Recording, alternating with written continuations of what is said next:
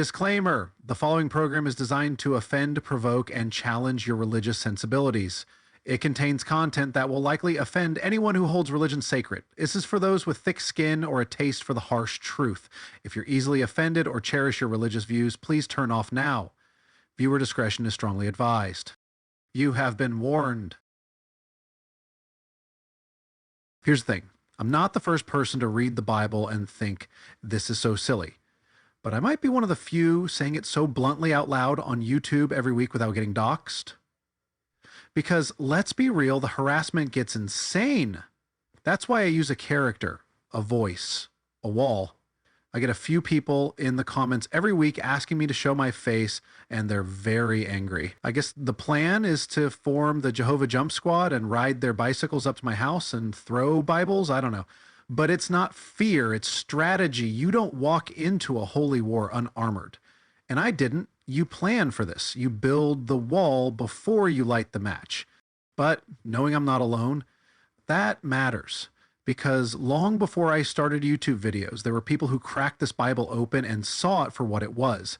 Not truth, but collapse disguised as prophecy. Not wisdom, but noise wrapped in fire. And instead of flinching, they sharpened their pens and went straight for the pulpit.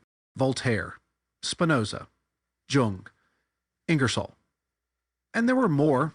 These weren't just trolls. They were thinkers, philosophers, scientists. And every single one of them read the so-called Word of God and said, you've got to be kidding me. They didn't get likes and shares. They got exiled, banned. Some got set on fire, literally. And most of them, buried. Nobody talks about them anymore. But think about it. They didn't think they were earning eternal rewards. These men and some women didn't think they were going to paradise. Most of them believed what I do. When you're dead, you're dead. That's it. Voltaire even said it flat out. After death, what do we become? Worms. And still, they chose to write, to risk it, to burn it all down. So someone like you wouldn't get stuck in this Plato's cave theology, staring at shadows and calling it truth. They didn't flinch. And they didn't whisper. They wrote it all down anyway, and loudly. That's the lineage I care about. So when I open Ezekiel 1 and see lightning storms, four-faced beasts, eyeball wheels, and divine static blaring from a crystal dome, I don't just see ancient poetry, I see a breakdown. I see a man collapsing under pressure and a religion trying to canonize the fallout. And so today, I brought backup with me. Spinoza's here to rip the illusion down to raw imagination. Jung's could diagnose it like a slow-motion psychic implosion. Ingersoll swinging with both fists. And Voltaire? He's already pointing and laughing, waiting for us in chapter 2. Let's get into it. All right, let's talk about Spinoza, 17th century Jewish heretic, excommunicated by age 23, polished lenses for money, wrote philosophy for free. And in 1670, he published a book so dangerous he had to fake the publisher, lie about the city, and leave his name off the cover. That's the book titled The Theological Political Treatise, the one we're looking at.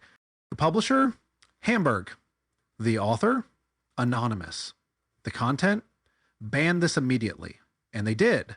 This wasn't religious commentary. This was a hit job on the idea that prophecy is real. Spinoza looked at visions like Ezekiel's fire, wheels, monsters, and said, none of this is divine, it's imagination. It's what your brain spits out under stress. Spinoza wasn't in awe of prophecy. He said what most people still won't. These visions weren't messages from God. They were just imagination under pressure. He lays it out clearly. He says, the prophets perceived nearly everything in parables and allegories and clothed spiritual truths in bodily forms, for such is the usual method of imagination. Then he lists the evidence. Micah saw God sitting. Daniel pictured an old man in white. Ezekiel saw fire.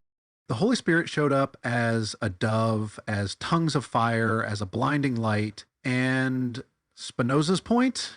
These weren't divine facts. They were just projections of what the prophets already believed. It says all these expressions are plainly in harmony with the current ideas of God and spirits.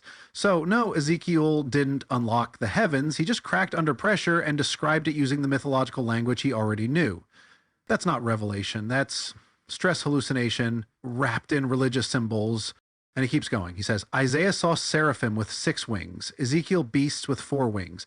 Isaiah saw God, clothed and sitting on a royal throne. Ezekiel saw him in the likeness of a fire. Each, doubtless, saw God under the form in which he usually imagined him. Micah saw throne, Daniel saw robes, Ezekiel saw fire, Isaiah saw winged freaks. Spinoza saying, they imagined what they needed to feel so they could feel in control. Not because it was real, but because their world was falling apart and they had nothing else.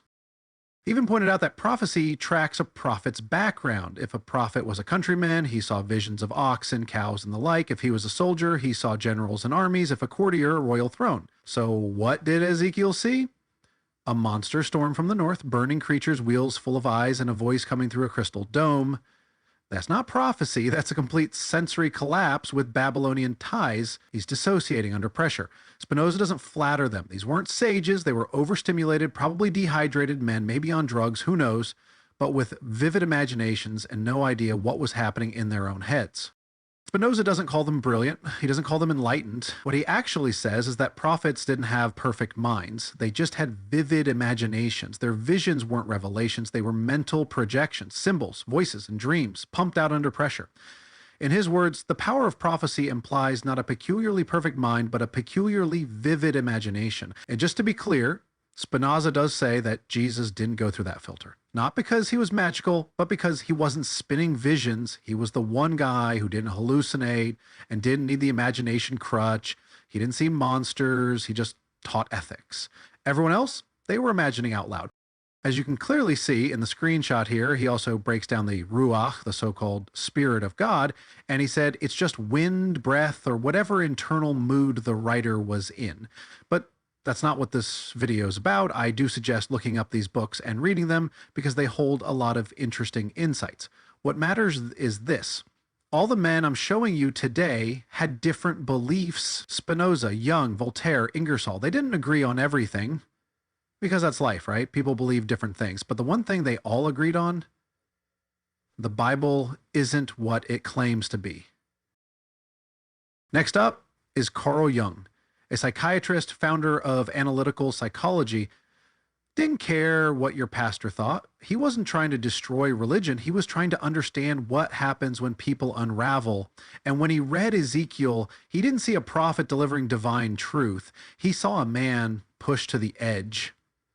Let's go straight to what Jung actually says. He said, during the first half of the 6th century, Ezekiel, the prophet with the so-called pathological features, appears on the scene. From a strictly clinical standpoint, Ezekiel's visions are of an archetypal nature and are not morbidly distorted in any way. There is no reason to regard them as pathological. He's not mocking Ezekiel. He's saying this isn't insanity. It's the mind doing what it does under extreme pressure. These visions, they're archetypes, deep universal symbols your brain pulls out when words fail. And then he makes the diagnosis clear. He says, they are a symptom of the split which already existed at that time between conscious and unconscious. That split means your mind can't keep thoughts and feelings in order, so it breaks into pieces. Ezekiel's temple was ash, his nation gone, his identity collapsed, and his psyche scrambled to reorganize itself in symbols. In case you're interested in further reading, these quotes are from the book Psychology and Religion, West and East by Carl Jung. So then Jung even maps it out. He says the first great vision is made up of 2 well-ordered compound quaternities. Their quinta essentia is represented by a figure which has the likeness of a human form, and the root cause, it is this mood, born of the meaninglessness of life, that causes the disturbance in the unconscious and provokes the painfully curbed instincts to break out anew. So he's saying, look, think about this. Imagine you've lost everything, your purpose, home, ritual, your role in life. Your mind cracks open and floods you with visions. That's what Ezekiel did. No tools to process it, so he called it God. He didn't call it madness or holiness. He called it what it was, the unconscious mind just trying to survive. Now we bring in Robert Ingersoll, a lawyer, Civil War vet, and the 19th century's most dangerous man with a microphone. And when he got to Ezekiel, he didn't flinch. These next quotes come straight from his essay about the Holy Bible, which you can find in full at infidels.org, a free archive of historical critiques of religion. Here's what Ingersoll says.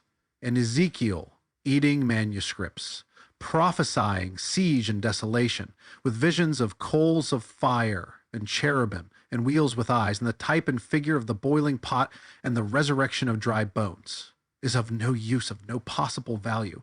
And he follows it with this sledgehammer.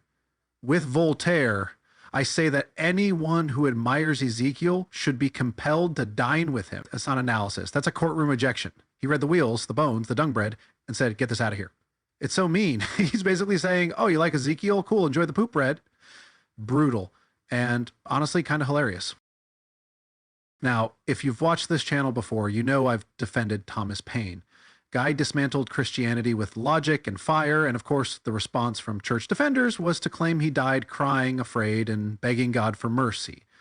Robert Ingersoll wasn't having any of it. So in the vindication of Thomas Paine, Ingersoll calls out a religious editor who claimed that Paine died in horror because of his unbelief. Ingersoll offers $1,000 in gold if they can prove it. What happens? The critic backpedals. Suddenly it's all, we never said that exactly. He makes the same offer again, that if they can prove it of Voltaire, he'll give them $1,000 also. And he says that he wants them to stop slandering the dead. Ingersoll ends up ripping into this guy so hard, he writes, "You have eaten your own words, and for my part, I would rather have dined with Ezekiel than with you." Now, stop. That's another deep cut. This guy has me laughing so hard because he's literally telling everyone to go eat shit. Because if you know Ezekiel, and I do, you know what he was told to eat. Bread baked over human feces. God's instructions. Ezekiel begs for a downgrade, and God's like, fine, cow dung instead. So when Ingersoll says he'd rather dine with Ezekiel, he's saying he'd rather eat shit bread with a hallucinating exile than share a table with someone who slanders the dead.